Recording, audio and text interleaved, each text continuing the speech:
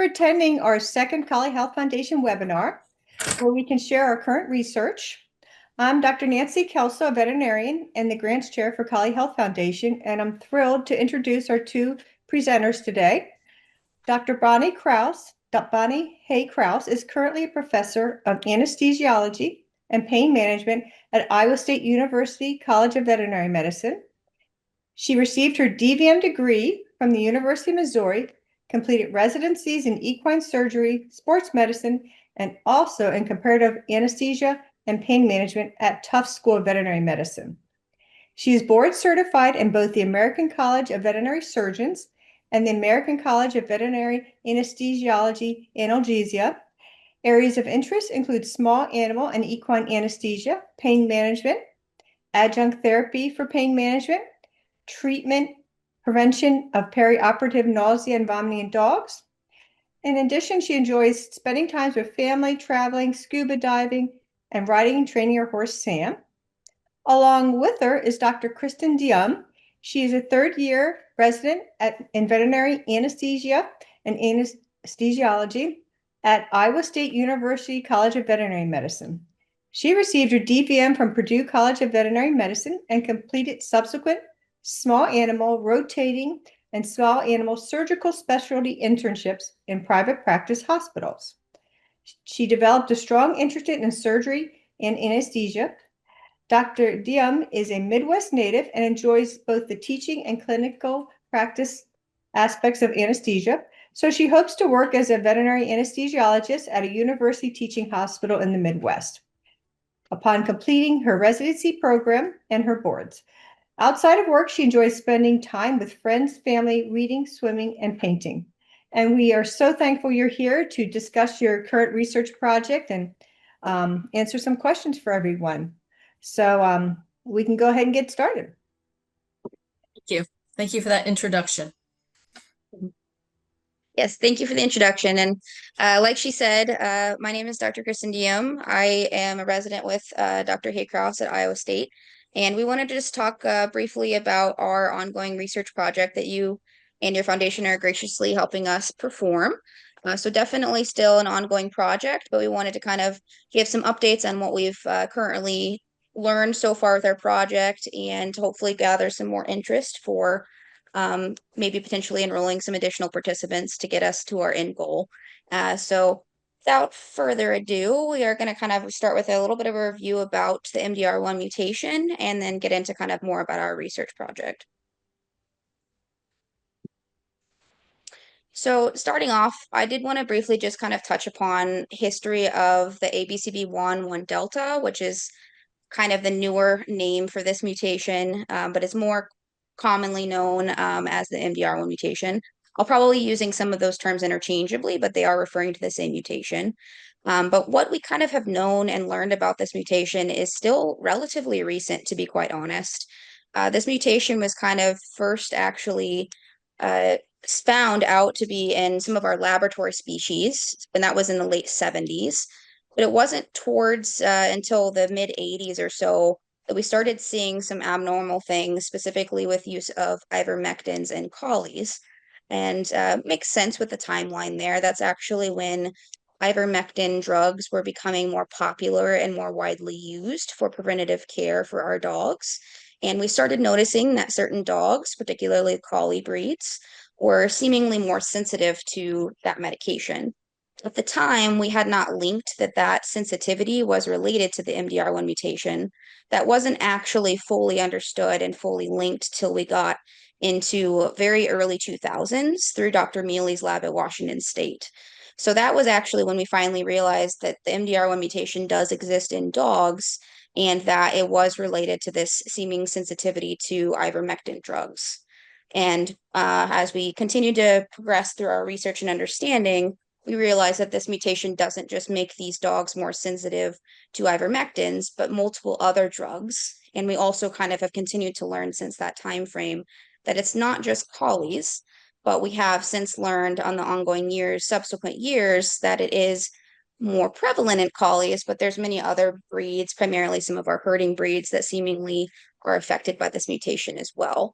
So looking at this timeline, it really wasn't until the past 25 years or so that we really not only understood this mutation existed in dogs, but we've continued to grow our understanding in what dogs it's most likely to be seen in, and get a better idea of what we might expect with this mutation. So still, as far as science goes, relatively a recent discovery.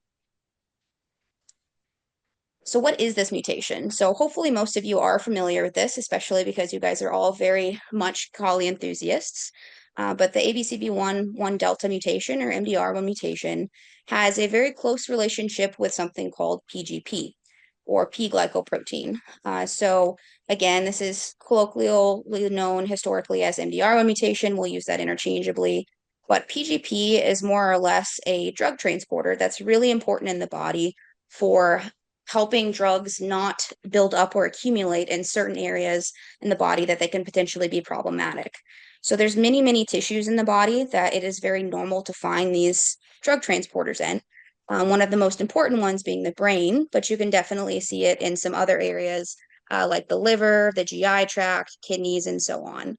But most of the major side effects that we potentially will see with some of the drugs that use this transporter are usually going to have their worst effects at the level of the brain. One other interesting thing that we've continued to learn, not only in dogs, but other species that are found to have this mutation, and as a side note, this mutation has actually so far been identified, to my knowledge, in primarily dogs, but also more recently cats, as well as humans and a few other animals at this point. So it is still ongoing knowledge, and it seems that each species that has this mutation behaves a little bit differently in both the way that the mutation exhibits itself, as well as what drugs they may be sensitive to.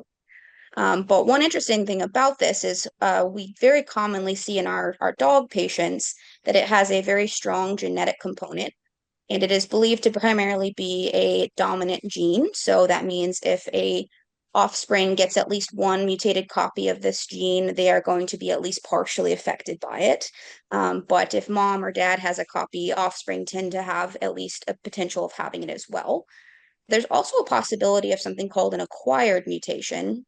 And that means that even if you have a completely normal dog or completely normal human, or so on and so forth, if you give them a bunch of drugs that use this drug transporter that should be present even in normal animals and humans, you can potentially overwhelm it more or less and still potentially see some side effects that you may be seeing or expecting to see in some of these dogs or humans or what have you that have the mutation. So it's a very interesting concept, and we are still learning a lot more about that. But we definitely hope, at least for the identified pets that have the mutation, hope to do a little bit better job with managing what we may be expecting with this mutation being present in them.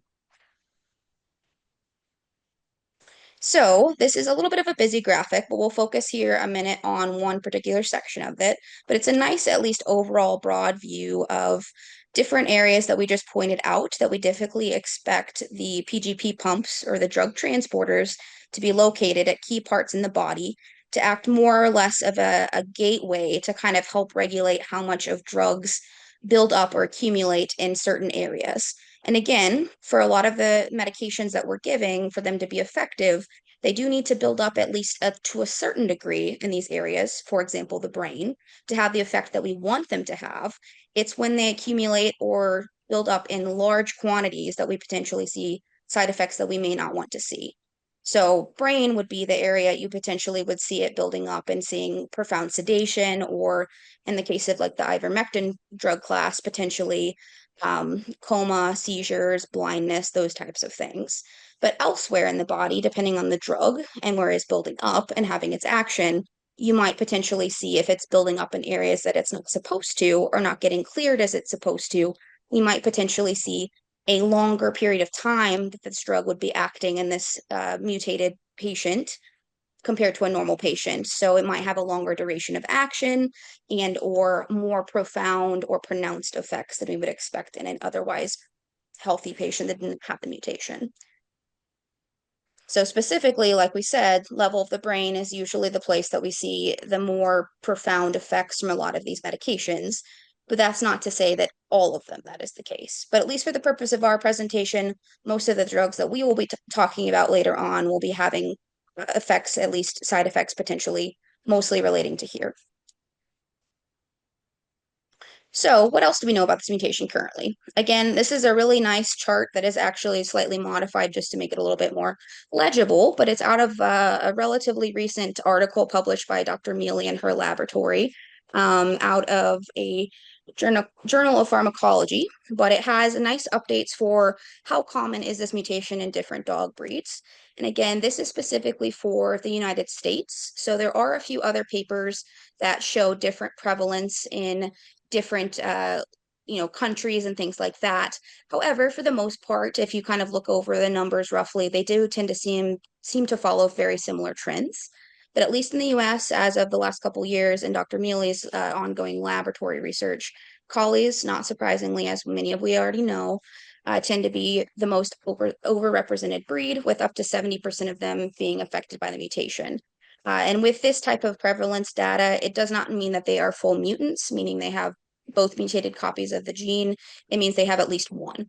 So they are unfortunately by far the most overrepresented breed at 70%. But we have some additional honorable mentions with our like long-haired whippets being a close second, and then our Aussies with them being a very popular breed, especially in the United States, with upwards of 50% of them also be affected. They are definitely overrepresented too. And as you can kind of glance, most of these other dog breeds tend to be herding breeds and things like that.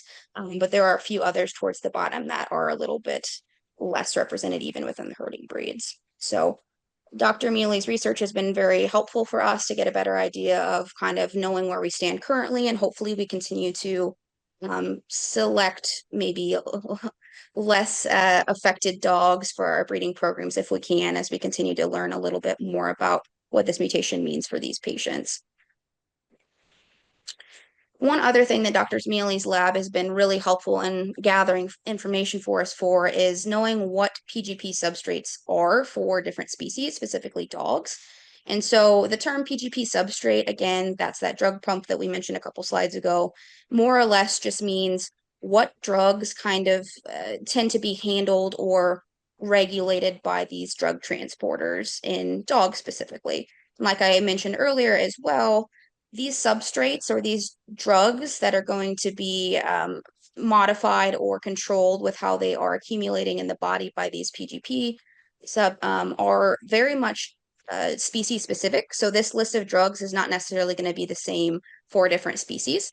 So knowing what actual drugs we expect to be having potentially a problem in the dogs that have this mutation is going to be important, because this list may not be the same if we're having this developed for people, for example. So this is not an exhaustive list, however, relatively complete, at least for the drugs that seem to have the most issues in these dogs.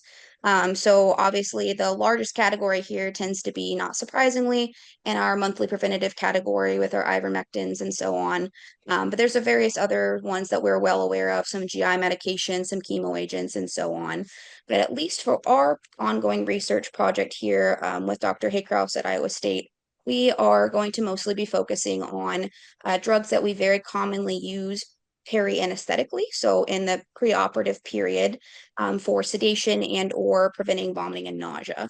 So the medications that we are most interested in looking at and we'll continue to talk about for our study are in the sedative, opiate, and GI category. So we're looking at a sedation medication called acepromazine, a opioid medication that provides some mild pain relief and some sedation called butorphanol, and a GI medication that is pretty much in every veterinary clinic that touches small animals called meropitant, or Cerenia is the brand name that's commonly used as well. So why am I bringing this up, and why are we here talking about what we're looking at for research? The reason that we're going in through all of this is to kind of bring some knowledge to light in regards to, well, we've identified that these are the dogs that tend to have problems. We're getting a better idea of how many of them actually have this mutation. And we've also done a pretty good job of identifying what drugs so far are potentially going to be the most problematic for these patients. But what we don't really have a good handle on is how should we, or should we at all, be using these medications that we've identified as potentially problematic for these dogs. And if we do use them, how do we dose them? So again, Dr. Mealy not surprisingly, has been doing the most research with this type of interest. And so what the most current recommendations are generally dose reducing most medications for these dogs if we know their mutation status. So generally, if a dog is a normal/mutant, meaning they have a single mutated copy of this gene for PGP, and they have at least one normal copy, general recommendation has been to reduce the dose of whatever medication you're using by about 0.25%. And then if they are full mutants and they have no normal PGP in their body, we generally recommend to reduce the dose of these medications by about half. And then they have some follow-up suggestions for if they tolerate the initial dose and they need to be on whatever this medication is, subsequent doses, if they didn't have any undesirable side effects, can potentially be increased as needed.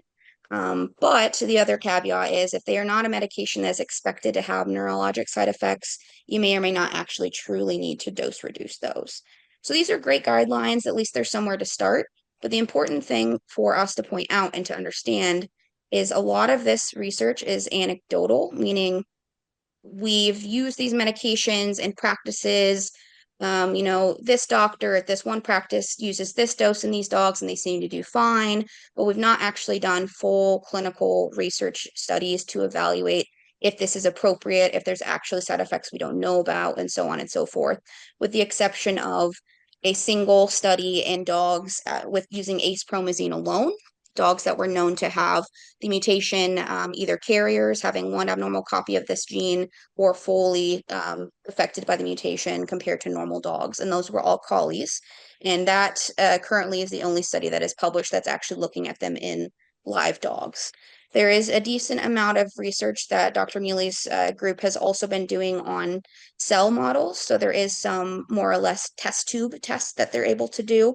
But as we'll get into a little bit later, that is, exceptionally helpful information, but it does only get us so far because that is not truly a patient and it is not able to be as representative as what we would expect in an actual living animal. So these are great places to start, but we're hoping to get more information about, okay, now that we know that at least these cell models have shown that we're not necessarily going to be expecting significant problems with these animals, what are we actually needing to do for our clinical patients?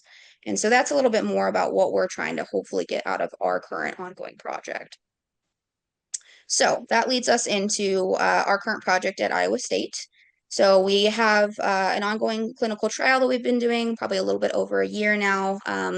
So we have two overlapping phases in our trial that we are currently continuing to perform.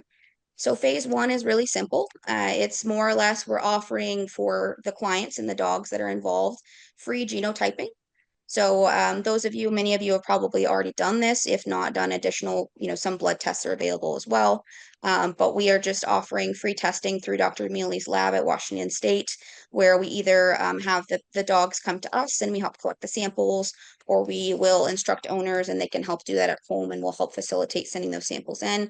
Free to the owners, they get to know what their dog's mutation status is, and then we go from there. So we're getting not only an idea of what the prevalence of this mutation is, mostly for dogs in our area, but also potentially gathering some interest in offering dogs, depending on their genotype results, an option to potentially participate in the second part of our clinical trial. So the second part of our clinical trial is partially completed, but we still have some additional work to do. So second part of our phase two of our trial is we are looking at those drugs we mentioned earlier, butorphanol, ace-promazine, and meropitant. Use of these medications that have been identified as potentially historically potentially an issue for dogs that have this mutation, and seeing how these actually can be used in these patients and comparing them to normal patients.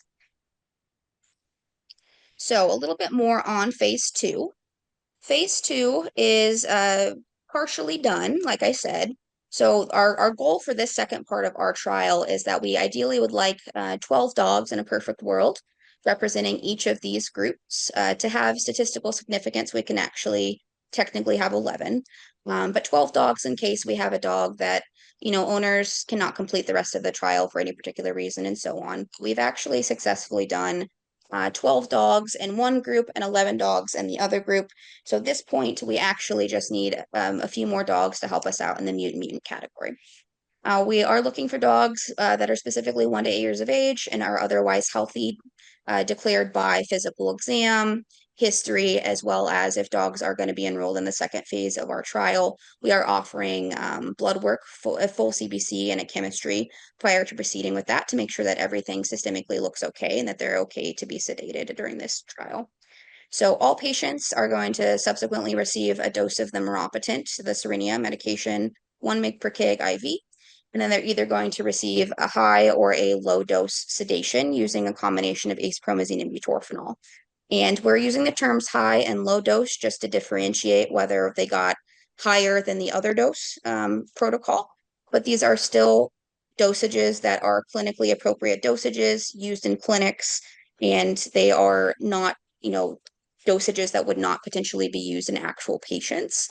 So that's solely just for us to differentiate for being an abbreviated term for use of these drugs. So other things that we're looking at after we're administering these medications are these dogs are getting regularly sedation scored. So they are getting sedation scored once they enter the hospital and they've had time to get used to the area that they're being housed in during their visit. And then they're getting sedation scored regularly so that we can compare after and before they've gotten the medications and for several hours after that. And then during their stay, they're also regularly getting vitals monitored, including heart rate, breathing rate, and blood pressure using non-invasive blood pressure, as well as temperatures. So we're using all this information and comparing how these medications look in our different populations of dogs in the study. So this is what I can kind of share with you guys so far. We've tested about 200 dogs at this point. And this again is an ongoing process. We are at this point, since we've successfully completed both technically phase 1, since we identified their mutation status, as well as phase 2 with both our normal dogs as well as our normal mutant dogs. This is kind of the dogs that we're looking at right now, and we are trying to continue to get some additional dogs enrolled. And at this point, since we do know from that preliminary slide, as we know, collies are definitely overrepresented, as well as Aussies mostly. We are mostly looking to test dogs that are at least strongly believed to be 50% of one of those breeds and or one of those breeds, so we have a higher likelihood of identifying a few more mutant dogs. But this kind of gives you a breakdown of the different breeds that we've primarily had the largest groupings of and gives you some totals. So we definitely had quite a bit of Aussies. We do know that they're a relatively popular dog breed in the US, so that's not surprising that we've been able to gather a lot of them. We definitely have gotten some collies, but we're really hopeful we can get some more enrolled. And is that there's not actually that many collies in our area that are willing to participate, or is that there definitely has been a few that say, hey, I already know my mutation status on my dog, it's a normal dog or it's a normal mutant dog, and we don't need any more for the second part of our trial. So there's definitely a few of those, but hopefully we can get a few more enrolled in as well. But as far as different dog genotypes, we have that broken down there at the bottom as well, and kind of shows you that, I mean, great for the owners and the dogs, but over 80% of the dogs we've tested thus far are normal. So great for them. Not as good for us for helping to identify some more dogs to participate in the second part of the trial, but we have definitely identified at least a few normal mutants and some mutant mutants. Interestingly, of the mutant mutants that we've identified so far, both are actually Aussies. So is that we don't have as many collies that are mutant mutants in our area, and or that they know that they're mutant mutants and have so far been a little bit hesitant to help us out in our trial. Unsure at this time, but hopefully we can get a little bit more information out there and get some more involved if they're actually in our area and they're willing to participate with us. So at least that shows you kind of some statistics on different genotypes that we've identified in different breeds we've tested so far. But what else have we learned? So like I said, we've done all of our least minimum necessary dogs for our normal and our normal mutant groups. So we've had 11 normal, 12 mutant dogs. We've actually successfully at least convinced one of the Aussies that was identified as a mutant to participate into phase 2. And so we've completed the trial so far on 24 dogs total. So what else have we learned? We have actually shown, at least with our normal on our mutant normal dogs, that meropitant did not cause sedation in these dogs, meaning the sedation scores that we performed in these dogs, when we did a statistical analysis on them, there was not more sedation in one group versus the other. The reason that is important, and some of you might say, hey, wait a minute, that's a medication that's supposed to prevent vomiting and nausea. Correct. However, there's at least anecdotal reports, specifically Dr. Mealy's lab and then some other ones, that some people find that it may cause sedation, or they think that it may cause sedation in dogs that are affected by this mutation. But at least in this normal group compared to the mutant normal group, that does not seem to be the case. So we are very interested to see if we're able to gather more mutant dogs, if that continues to be we see. But at least the dose that we used in our trial, a 1 mg per kg IV, that did not seem to cause sedation in these dogs. The other thing that we've also found so far is that the dose of the medication, so if we did the higher dose acepromazine and butorphanol combo compared to the lower dose, not surprisingly, we would have a lower blood pressure, specifically systolic blood pressure, in any of the dogs compared to their baseline values. But it did not matter if they were mutant normal or normal dogs. They had relatively similar blood pressures. There was no statistical significant difference between the groups of dogs. So at least for a normal mutant versus a mutant or a mutant normal dog, they didn't have any differences in those. Again, we have completed the trial at least with one mutant, but because we do not have the number of them that we need to make that statistical comparison, we can't say anything further other than at least that one dog, just looking at it, seemingly had relatively similar blood pressure. But we're very interested to see if we're able to have that same finding for a larger group of dogs if we're able to have them enroll. And interestingly, this does kind of align with that previous acepromazine study that I mentioned. Those dogs, the normal dogs compared to the mutant normal dogs, they had relatively similar blood pressures and vital signs between those. It wasn't until they were comparing that to the mutant dogs that there was any type of difference. However, it's also important to mention in that particular study that they did notice that there was a lower blood pressure, but it was not a clinically significant number. So those dogs had, yes, technically lower blood pressure, but it was not a worrisome decrease. So very interested to see if we're able to see that or not with these guys, if we can get a few more enrolled. Lastly, the main finding that we found so far is there's actually not in the normal versus the mutant normal dogs a significant difference in the degree of sedation between them or in any of the vital signs between them. So far, these dogs, if you didn't know what their mutation status looked like, you would not be able to tell that just by doing sedation scores and vital signs on them. So it's been a very interesting thing that we've been able to find so far as well. So what does this actually look like, and what are we actually evaluating? We're saying sedation score, but what does that mean? We have actually added some videos in here, and hopefully these share okay with you. But I want to introduce you to a few of our patients that we've had be mostly willing participants. They definitely got lots of snacks as a thank you for helping us out, so don't worry, they were paid as well. But this is Merle. Merle is a very sweet Aussie boy that got the sedation protocol. And so this is him taking a nice little nap here. But things that we're looking at here are their spontaneous posture. So we give them a few minutes to acclimate to the area that we're going to do the sedation assessment in. And then we see, are they laying down? Can we get them to stand up? What does their eye position look like? Do they have third eyelid elevation? Do they have a good palpebral? They should blink when we poke their corner of their eye? What's their jaw tone like? And then we're also using a clicker here to see how they respond to a standardized level of noise. And then lastly, we're looking at how easy are they to put into lateral or lay on their side, basically.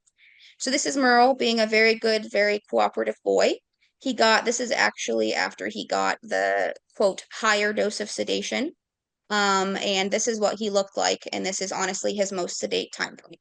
So as you can see, this particular dog, he is definitely sleepy. You can tell he has gotten something for sedation because he's like, I don't want to try to get up, but he's definitely aware of his surroundings and more or less a willing participant for all of our nonsense that we repeatedly did regular intervals. And again, same thing, we're monitoring vitals things, signs, and making sure everything looks good as well. So this was Merle at a time point after he got both of the, quote, higher doses of this medication.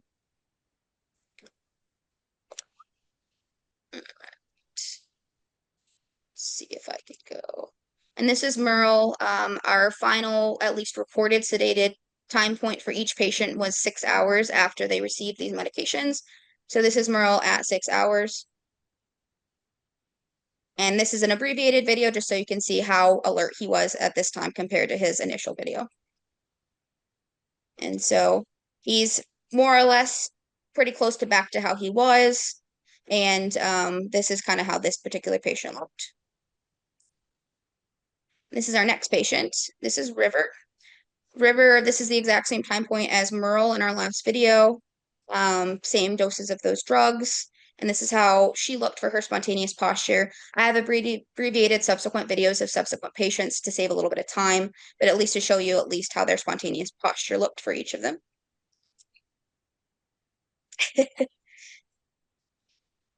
So she's also definitely sedate. Got a cute little tongue blep going on. Not interested in standing up for us, but definitely aware of surroundings. And then this is her 6 hours later. Definitely sedate, but standing on her own.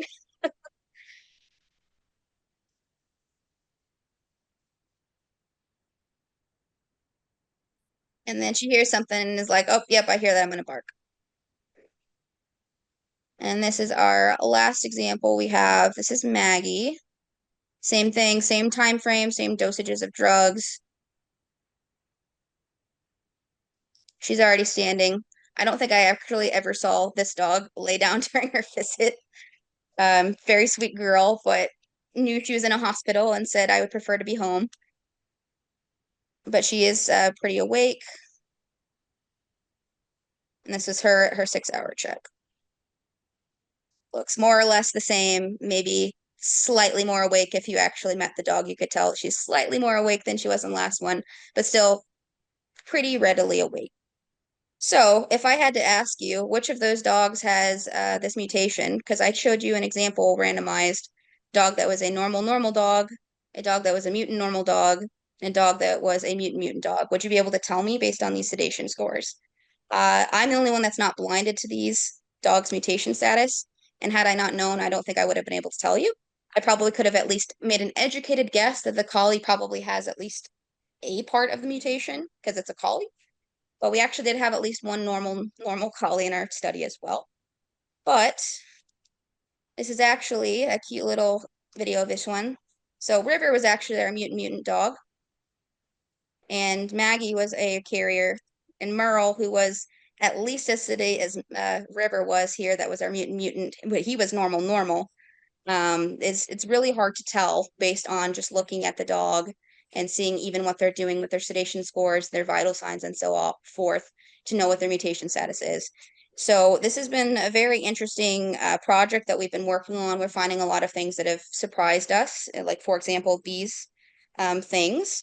And we're really hopeful that we're able to gather a little bit more interest and, or at least at minimum, spread the word that this mutation is something to be cognizant of and a little bit wary of, but not necessarily horrified and entirely scared of.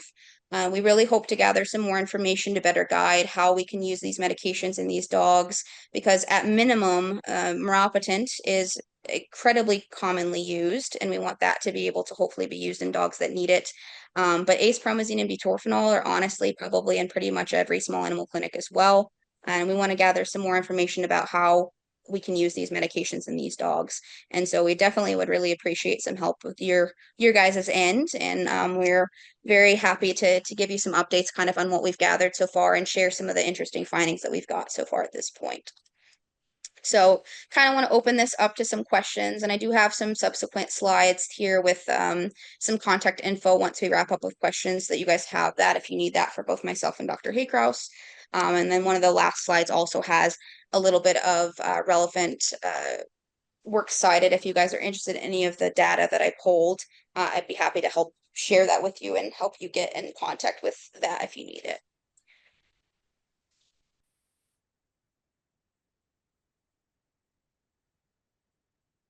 So Roxanne, at this time, are you able to field any questions? We don't have questions, but someone just raised their hand. I'm going to allow them to talk. Hi, Dorothy. You can unmute yourself and talk. Yeah, my name is Dorothy Newkirk, and I worked at WSU Vet College too. My laboratory was next door to Dr. Mealy's, and she used my Collies in some of her early work when she was still using blood to get white blood cells for the DNA. And I get the CHF newsletter. So when the one came that had the grant application in it, I gave it to Dr. Mealy, and she used the grant that she got for a prevalence study. And I got her in contact with the Inland Empire Collie Club, which is out of Spokane. And she got about 42 dogs to participate in that population study. Yeah, we need a connection like that, like you, Dorothy. Yeah, we do. But I was very happy to be able to help with that research, and everybody knew that I had collies, so it wasn't too surprising to get asked to help participate. In fact, if I'd have found out on my own, I probably would have offered my dogs to her. Yeah. Yeah, no, we're hoping that people will want to participate, whether it's from this group or if you guys have connections. We understand that there's some hesitancy out there and fear of anesthesia. I think the takeaway message, if you look at that, the last videos and the pictures of the dogs, I think it comes down to that they're individuals. And when you're talking about anesthesia, no matter who the patient is and what their underlying problems are and their genetic makeup, a good monitoring, is essential so that you can identify when the vital signs are out of acceptable ranges and being able to treat it. So I think that's kind of my biggest takeaway from from this, because we didn't really see a difference between them, but some of them did have decreases in their blood pressure and heart rate. And so being able to monitor for that and to know how to intervene when and how to intervene when it's needed, I think is the big thing. So, but we'll see if we get some more of the mutant dogs and see if we see a difference when we're using multiple of the glycoprotein substrates. So, see if we see a difference there. Any other questions or anything else that we can answer? Yeah, it looks like there's a few in the question and answer section. I'd be happy to go through those, but I wasn't sure if anyone wanted to moderate that. I'm happy to do whichever. Shannon, do you want to moderate it? Sure. So are you still taking healthy dogs 1 through 8 for testing? And what's the most affordable way to participate? Yes, we are still looking to test more dogs that are, believed to be healthy 1 to 8 years of age. Specifically, and again, since this is with the Collie Health Group, I'm sure this is most likely asking about a collie. But we're specifically looking for collies, Aussies, miniature Aussies, or dogs that are believed or known to be at least 50% of those breeds. Because as we know, based on that previous slide towards the beginning of the presentation, they are at least most likely to be affected by the mutation. As a side note, before I forget, if you or someone, or we get the word out, have someone that actually already knows for a fact, yes, I have a mutant collie or what have you, we are still offering and would still love for them to be participants if able in this. If it's a test that has been performed through Washington State already. We would just need basically, I believe Dr. Mealy's able to share those results with us as long as we have approval from the owners. So we would just help coordinate that.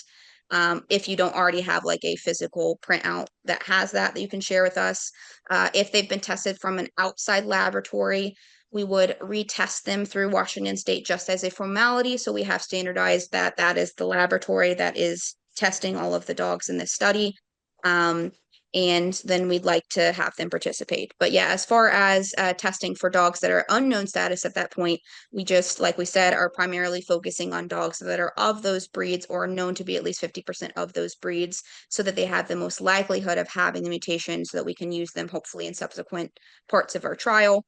As far as easiest way and most affordable way to do testing, like we said, it is free if it goes through our trial. We just ask that anyone that does go the route of helping participate, at least for the testing portion, be at least interested or hopefully strongly interested in if their dog has the mutation, being willing to let us use them for the second part of the trial, just so that we can appropriately allocate funds and make sure we're not, testing dogs that potentially are not at all going to be interested in participating in that.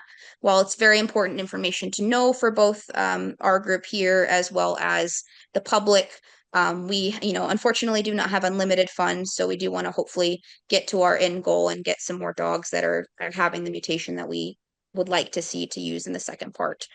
So if you are somewhat local, we usually just we'll have our contact information here on the next slide. You can reach out to us and we can set up a brief meet where you can either physically bring your pup in and we can just grab a quick cheek swab and then collect that on site. If you are not super local, we have been offering mailing a testing kit to you and then going over instructions about how to obtain the test and then having you send it back to us. So that is an option. Again, while we are very much open to sending them out to people, we do ask that if we do that, that A, you try your best to return it to us because we've had a few people that have not returned them. And B, if you have a pet that has the mutation and you are able to come visit us, the second part of the trial does absolutely have to be on site at Iowa State. So you have to be able to come visit us for that part.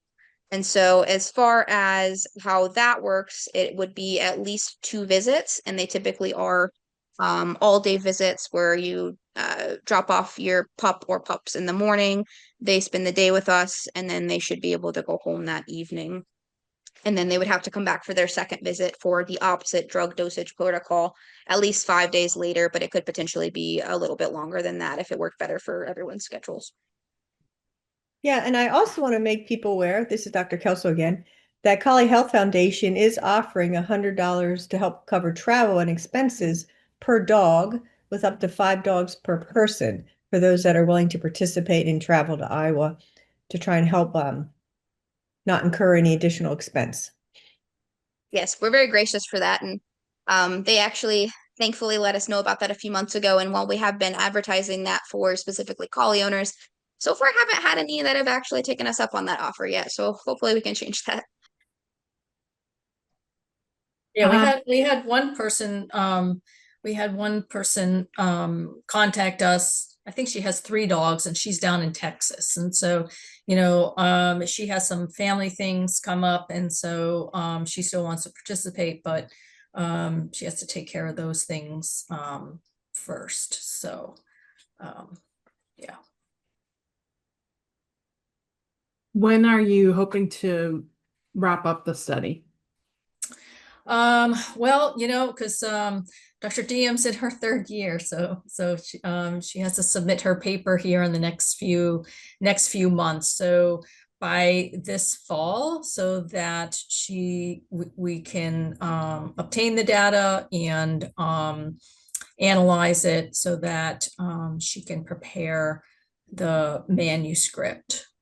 So certainly by September, October, November, so that we can wrap things up. Now, the other possibility is that we publish what we have and then continue afterwards. But that's difficult because Dr. Deom will be graduating And, so it'll be a little bit of disruption there in personnel. So as soon as possible, by the fall, for sure.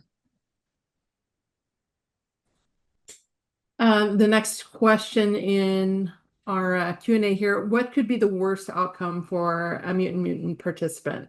How long would they be sedated before they return to normal? And should one assume that you'll have their dog for an entire day, or will it take more time? Typically, all of the dogs are spending all day with us because we have a 2-hour acclimation time. So they come in and they're all excited and everything like that. And so we want to control for that. And so, once they get a little bit acclimated and used to their surroundings is when we start with our baseline parameters that we're taking. And so then we give them Ropitant, we wait an hour, then we give the other drugs, and we're doing the vitals and the sedation scores at each time point. And all of those dogs, regardless of the dose, they had to walk kind of a ways. I would say it was probably about, I don't know, at least a quarter mile from where we were doing the study out to the front desk of the clinic. And so they were able to all trot out on their own volition. We only had the one mutant dog, but as you saw, he was up and moving around and barking at whoever came into the room that we were in. So now that's only one dog, and so but he did fine. We Dr. Deom contacted all of the owners to see how the dogs did overnight.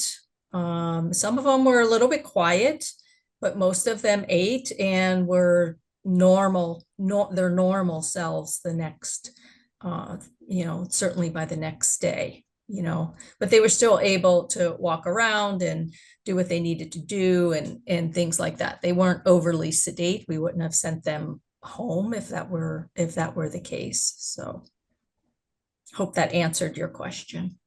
Yeah, and as a little bit more follow-up too, because I did a lot of, like you said, the owner follow-up. Most of that was relatively informal. We were just making sure everybody was doing well once they went home. So they were all contacted within 24 to 48 hours after they left for each of their 2 visits, for the sedation visits. And it was kind of mixed whether, the dog was a normal versus a mutant normal, or the one mutant dog, in regards to like what the feedback was. But like she said, in general, almost every dog at least had a somewhat of an appetite that evening. Most were at least a little bit reserved. There was definitely a few where the owner, one of the ones in the video, Maggie, actually, even though she was a mutant normal dog, owner said she went home both times, could not tell that anything had happened other than she just had a little tiny shaved spot on her leg from her IV catheter. But she went out and played with her brother like she always did, ate her normal dinner. Nothing happened for her. A couple of the normal dogs had less of an appetite and were a little bit sleepier. But generally the feedback, other than I think 1 or 2 dogs, was everybody was completely normal by the next morning. I think the one mutant dog was behaviorally and appetite wise, everything was pretty normal. Owner said that she was just a little bit more clingy than she normally was, which I think was funny as a described side effect, but otherwise seemed to have pretty normal energy levels, and everything else seemed to be normal.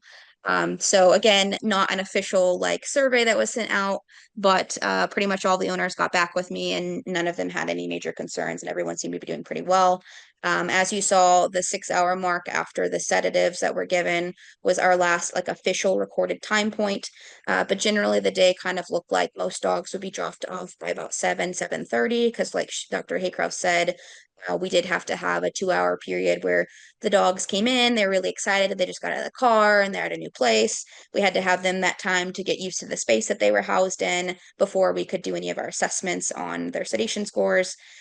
So all in all, generally after that waiting period, giving them the medications and then monitoring them for at least 6 hours, most dogs would go home by about 4 to 5 p.m. We had a couple at 6 p.m., but it wasn't because they had to stay. It was just because that was better for their owners. So far, all dogs, every one of those dogs came in for their 2 visits, left by like 6 p.m. at the latest. Most of them could have left earlier. So far, they all did well. And like she said, very long jaunt to the front of the hospital to go back to their owners, and they all walked on their own. So seemingly they all did pretty well. So as far as worse outcomes go, kind of like we already got to, and as you saw with the example videos that we gave, I honestly purposely tried to choose dogs. Well, one, like I said, I knew their mutation status, so 1 of each mutation status, and 2, dogs that seem to be the more extreme versions of sedation level and so on. So those were actually some of the best examples of dogs that were or were not sedate. So sedation would be a thing that we expect. Like we said, these drugs are typically used for mostly sedation, at least the 2 in the middle. The meropitant is not supposed to cause sedation, but supposedly anecdotally does in some dogs. So sedation is what we expect. So potentially a dog that was maybe a little bit more extreme than some of the ones we've done so far would be potentially more sleepy and for a longer period of time. At least in all of these dogs, the normal duration of action expected for acepromazine, which is the longest acting drug of the sedation category, is typically about 4 to 6 hours. So that's why we did those monitorings up until that point. And honestly, like we said, most dogs were with us closer to at least 8 hours afterwards. For a really sleepy dog for a longer period of time, but at least not a profound level of sedation expected with the doses that we're currently using. Other things that Dr. Hay-Kraus and I kind of intermittently mentioned, acepromazine very commonly, even in completely normal dogs, can cause some lower blood pressures. Like in general, we did see a lower blood pressure in all dogs, regardless of their mutation status. And it shows you, like just showing the videos of how sleepy these dogs were with their same doses of drugs at the same time point. There is probably very likely some other things going on that we don't currently know about in veterinary medicine and in human medicine, other mutations, other genes, other physiologic changes in these patients that probably affect them to some degree. So I'd say absolutely worst thing that we would necessarily anticipate with this would potentially be a really sleepy dog that maybe had some issues with its blood pressure. Like Dr. Hayes said, we've had some dogs, regardless of their status, that had a decrease in their blood pressure and or a decrease in their heart rate. But so far, I've not had any dogs that required treatment for that. But as you may have noticed in the videos that we showed you, all of these dogs have an IV catheter placed. That is not only for ease of access to make sure we are actually truly giving them these doses of these drugs IV, but it's also should we need to intervene, worst case scenario, if they did have an unexpected profound reaction to something, we can support them. We have IV access should we need it, but it's more of a precaution as well as just to standardize that we have done that and we've given those medications appropriately. So we would anticipate that all dogs should be able to go home same day. That's what's happened so far. And then next question in the chat is from Janet Wall. Have you found or heard that butorphanol can cause problems in normal dogs? I have found that to be true multiple times in my dog or other collies. Do you know why that could be true? You know what specifically, what kind of problems that you're seeing? She doesn't say what type of problems from butorphanol in the normal dogs. I don't I typically can allow her to talk if Oh, you would like. yeah, sure. She could expound on that. So, All right, Janet, you can unmute yourself.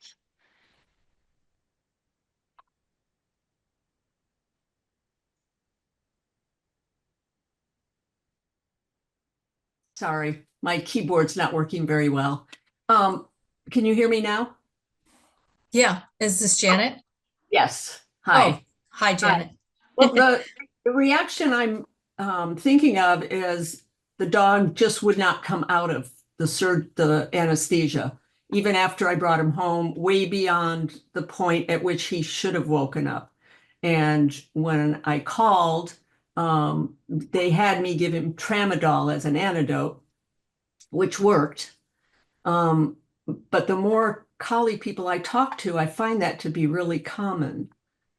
And so I wondered if you had come across that.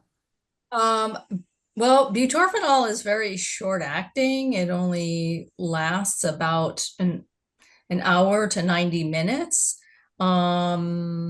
I would suspect that the dogs have also received other drugs. And so I would be interested into what other drugs the dog received, and to see if that would have or be responsible for the interaction, or the way the dog is acting. So I don't typically see prolonged recoveries with butorphanol.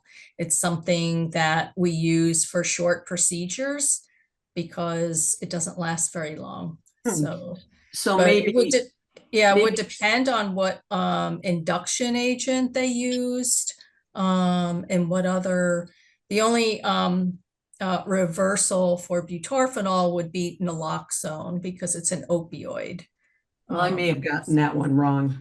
Yeah, but so you think it might have been something else that they used? Yeah, I would be interested to know what other drugs the animals received. The only thing that I see with butorphanol that would be something that maybe I would prefer not to is at higher doses. Sometimes they look more like they've had what we would call a pure mu agonist, which is something like morphine or hydromorphone, because those drugs cause side effects like panting, and they can cause a little bit of dysphoria. And so they look a little high. And at higher doses of butorphanol, I have seen dogs act like that. But again, it's usually short-lived because it only lasts about an hour. So sometimes they'll pant, their eyes get a little bit wide. But that's the only downside, or, like, thing that I've seen. I don't know if Dr. Deom has seen anything else differently. Okay. Yeah, this was years ago. So, and I always mention it to my vets so that I feel better about the dog having sedation. But the only other thing I remember is just the tongue hanging way out with no control over that and lasting longer. But that's good to know that you haven't seen it, and maybe it's something else with that particular. Yeah, and especially if you're talking about older times, we have a lot of our induction agents. So what we use to induce general anesthesia are much more short acting now. So propofol, alfaxolone, those are all very short acting, as opposed to the drugs, and I'm old enough to have used those drugs and remember those drugs. So drugs like thiopental, pentobarbital, those would last a long time, so, and have a lot of hangover. And so, especially if you saw it, years ago, maybe 20 years ago, and maybe you're not seeing it as much now, it could be the hangover from the induction agents. And also the inhalants that we use now are, they undergo very little metabolism. And so the dog just breathes them out, as opposed to the old one. So when I was in veterinary school, Missouri, we used methoxyflurane, which is about 50% of it is metabolized. And so those dogs would take forever to wake up. So, as we modernize and we have better drugs, you probably will see less of that kind of hangover. But butorphanol is probably the least likely candidate for maybe the things that you're seeing. Okay, that's great to know. That's great to know because it has been a long time. But it lingers, when you lose a dog or when it doesn't come out, the whole idea of it. So thank you very much. Thank you. Oh, you're welcome. No problem. Yeah, I definitely understand those concerns. You're not the only person that we've had that have had concerns like that. You know, I had a dog that got this drug years ago and they had an issue with it. Now I'm concerned. I'm scared. I'm worried about that. And it's as you like, that's why we tried to show some different examples. There's, you know, it's both comforting and not to say every dog, every person, everyone is a little bit different in how they're going to be handling the exact same medication at the exact same dosage, even if they're, you know, for example, they have this mutation or they don't. So there's probably a lot of other factors that do play into that. But that being said, I definitely agree with everything that Dr. Hay-Kraus has said. Butorphanol in general is a relatively short acting medication, and it's really uncommon for us to do an anesthesia event where we only use a single drug. We usually like to combine it with multiple other drugs, which potentially sounds scary to people that don't know.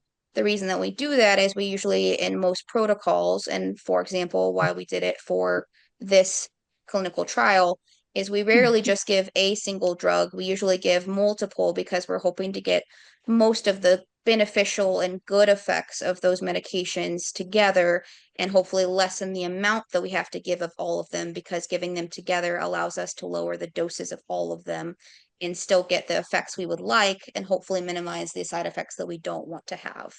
And so it would be really interesting now if we were to repeat that and to see if you'd still had similar experiences. But I agree if that's probably unlikely to be a major contributing factor to that. But you know, every patient handles things differently. So I think, and the other thing that if it was a dental cleaning or something like that, one other thing I thought of with their tongue kind of being hanging out of their mouth, we oftentimes will do local blocks like you do if you get a tooth pulled at the dentist. So sometimes they don't have full control of their tongue if they got a block in their mouth or Right, something. So I'm not right. really sure what they had done, but that's sometimes a factor too. Okay, thank you. And we have a comment and a question from an anonymous attendee. I have a healthy 6-year-old mutant rough collie, but I'm in California. 2 years ago, when he had to go to the ER for a gastric issue, he was prescribed Serenia. When I expressed concern, the wonderful ER doctor was able to converse with Dr. Mealy on the phone about dose reduction, which I believe was 25%. He did fine. That said, I am concerned about an upcoming tooth cleaning as he is mutant. Anything I should ask the vet about prior to the procedure? I would assume, you know, that the veterinarian would be familiar with the drugs that are commonly associated with the P glycoprotein, so the acepromazine, whether or not they used butorphanol. And so, but a lot of veterinarians have moved over to using a lot more dexmedetomidine for their sedative. And so that's a reversible drug. So you can reverse it and, you know, so you wouldn't have a prolonged action of that drug. And whether or not they decide to use butorphanol, again, it's reversible if you need to. So I wouldn't, you know, I mean, I think the key is to have good monitoring. So to make sure that, you know, that they're monitoring heart rate, EKG, blood pressure, temperature, the end tidal CO2 if possible. So all of those things are going to allow identification of complications and early intervention. So if you have more specific questions or whatever, happy to answer those too. I think we've got a hand up. Stacy, I'm going to allow you to talk. And you can mute yourself.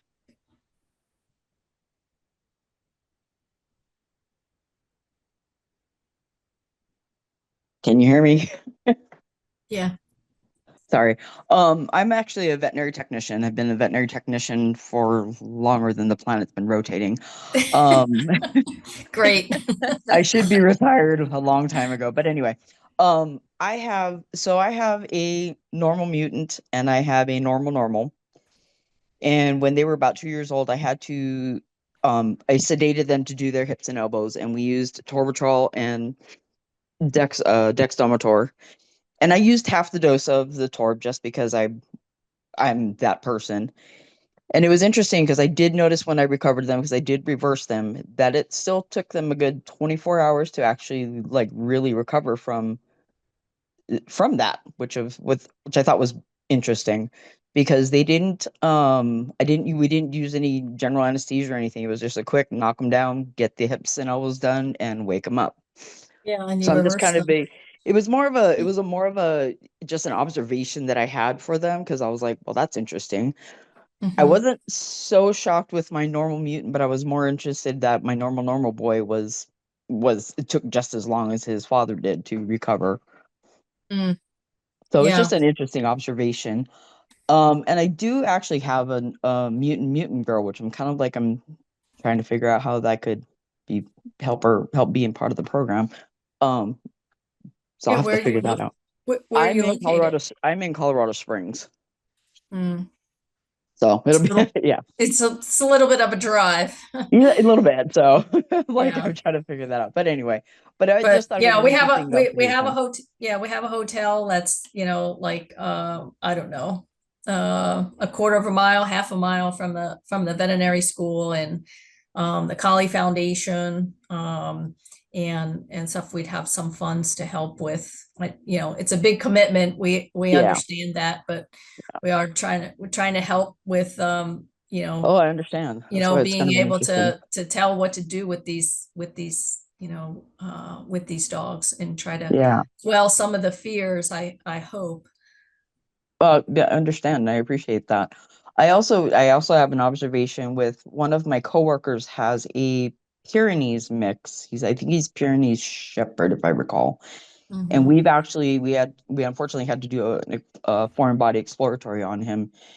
And we ended up having to do half of the dose of his Torbitrol when we did his pre-anesthetic because she had observed that down the road, like we had sedated him for something else a while back, and he kind of had the same thing. It took him a while for it to recover from that. So I don't know.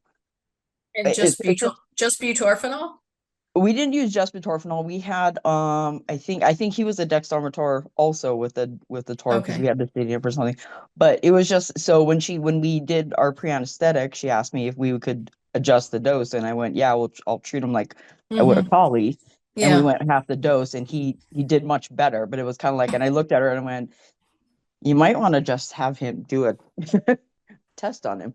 And what's your normal dose of dexdomitor?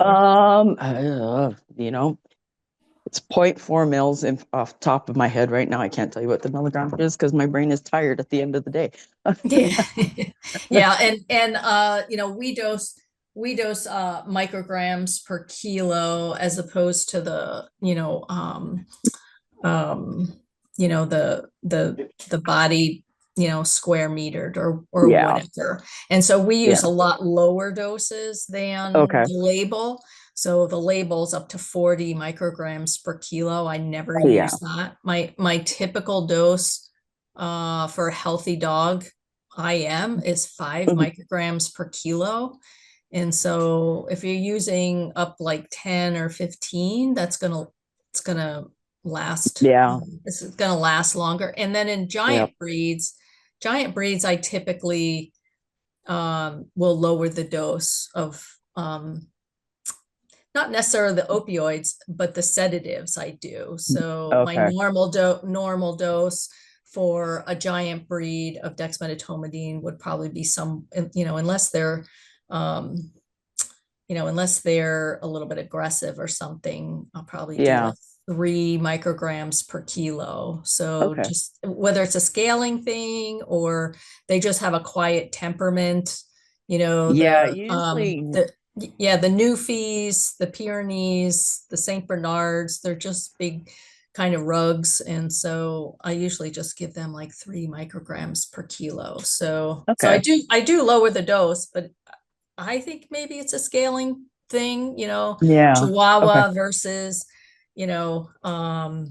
like 5 pounds versus 150 pounds. Yeah. Yeah. So I don't know if it's a scaling thing, but I usually lower the dose in the giant breeds anyway. So Okay. yeah. So you're doing the right thing, but and I don't have a calculator right in front of me, so I wouldn't be able to translate that Yeah. dose or whatever, but that's one thing to kind of consider is the label dose versus the clinical dose, especially if you're giving it with other drugs. So, Correct. yep. Okay. Well, thank you.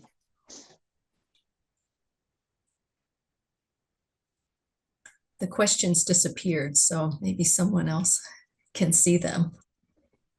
I think some of them are just comments and they kind of cleared them. So Yeah, does anyone have any other questions? Or you can raise your hand. There should be a button at the bottom of your Zoom screen. Or you can type them in the Q&A, which is another bottom on the Zoom bar.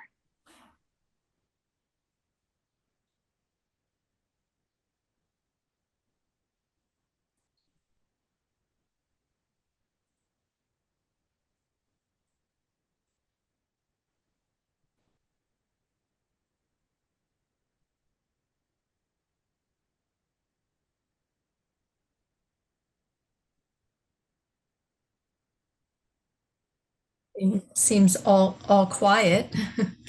So, well, thank you everyone for attending, and hopefully, we'll hear from some of you if you're interested in participating, and however we can help get you to us, help with the cost of travel, and things like that. We'll try to help you out as much as possible. So Yes, hopefully we can spread the word amongst the collie world, especially in that near Iowa, because this is such valuable information that can be clinically applied to everyone's situation. And we really appreciate you guys doing this research regarding our breed. yeah, no, thank you. And thank you for your support. And I think that what we've seen in the dogs so far is kind of what my clinical impression is, but you don't know until you actually do a controlled study. So I might think about lowering dosages or treating them a little bit different, but I kind of treat them as individuals. And like the dog Maggie, she never got sedate on anything we gave her. She laughed at our drugs, and I guess she laid down a little bit because I was able to brush out her coat. So I don't think her owner was able to do that. So, but yeah, so hoping that we can give some good guidelines and take some of the fear out of anesthesia, sedation for these pets, so that they can be treated appropriately. Because some, maybe they don't need to have all of the drugs decreased. Because if you're decreasing the analgesia part of the drug, then maybe they're not getting as adequate analgesia too. That's, there's a downside to underdosing too, so we want to be safe, but the consequences, then, they might not have adequate analgesia on board. So maybe there's more questions. Looks like one more. Is it necessary to have on-site testing monitoring at your site, or could the protocols be performed at one's local vet, school, or office? We would have to do it, because it has to go through IACUC approval at our institution. And although some things like surveys and that can can be done at different institutions, something like this, not typically. So, yeah, so unfortunately you'd have to come to Iowa. Yeah, and like we said earlier, unfortunately, yes, the sedation portion of the trial has to be on site, has to be at least 2 separate visits at minimum 5 days apart. So we do understand, unfortunately, that can be a little bit of a limiting factor for those of you who are not more local. But if you guys are at all willing or able to do that travel, we will definitely do our best to support you. But at least if you don't happen to know your dog's status, or you know somebody that also doesn't know, but they're one of the breeds that's likely to have the mutation and they do end up having it, that at least the testing can be done remotely, like we said, via mail, but everything else unfortunately does have to be on site because, like Dr. Hay-Kraus said, approval for ethics and everything for our trial has to be done at our institution in our laboratory space.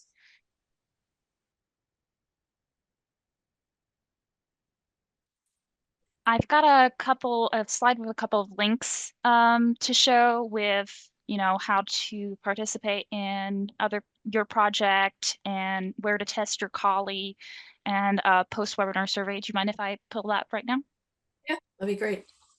Awesome. So yeah, we've got plenty of information on the Colllie Health Foundation website on how to participate in the multiple studies that we help fund. So you can scan this QR code to go there. If you're looking at resources to test your Colllie, we have a page for that too. And then finally, you'll probably receive a survey in your email. We appreciate if you could fill it out to give us some insight into what other webinars we can offer.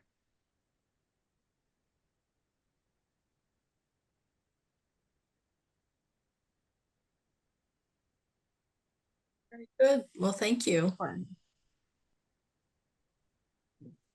Thank you again. And yeah, we can help you promote the study on Facebook. We'll probably post about it in the near future and give more details. Absolutely. Okay, yeah, and Dr. Deom has a little slide with some information and stuff on it too. And maybe she can send that via email, something that ISU has put on Facebook and stuff too. We got a lot of feedback there. We had people from England. Unfortunately, that was a little far.